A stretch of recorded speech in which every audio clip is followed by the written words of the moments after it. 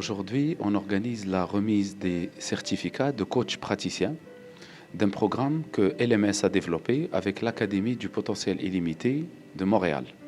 Alors nous sommes à la 4e promotion où on déploie un programme sur 18 jours qui est réparti en 3 sessions de 6 jours chacune avec des étapes d'appropriation de la boîte à outils de coach praticien en entreprise.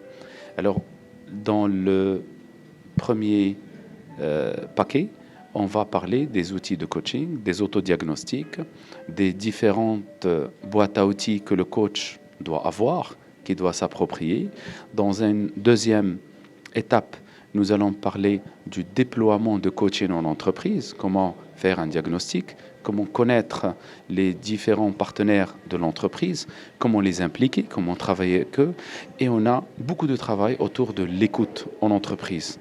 Un coach, c'est quelqu'un qui sait écouter, qui ne donne pas de conseils, qui accompagne son coaché à atteindre son objectif, à aller vers les résultats que lui souhaite. Jamais un coach ne vous dit ce que vous devez faire ou comment vous devez le faire ou quelle orientation vous devez prendre.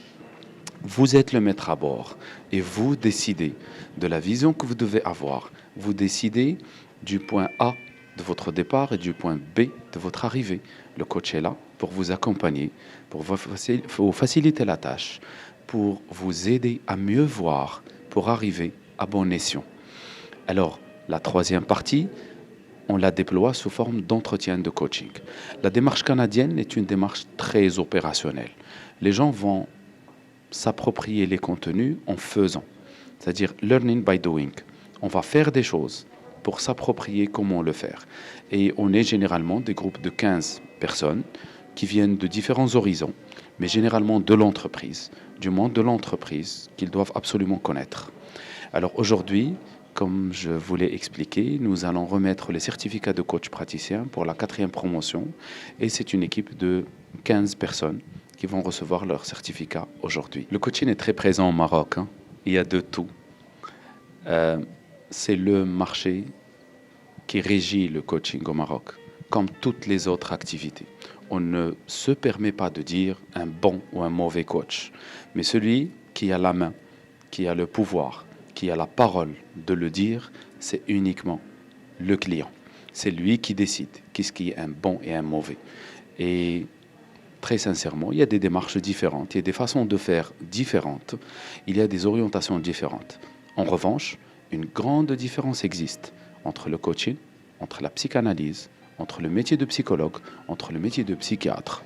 Et puis, c'est des différences énormes.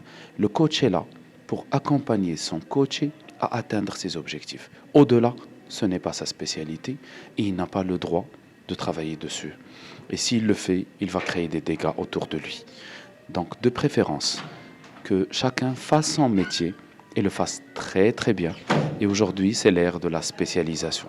Chacun est spécialiste d'un point, il est spécialiste d'une partie, il est spécialiste d'une seule et unique orientation.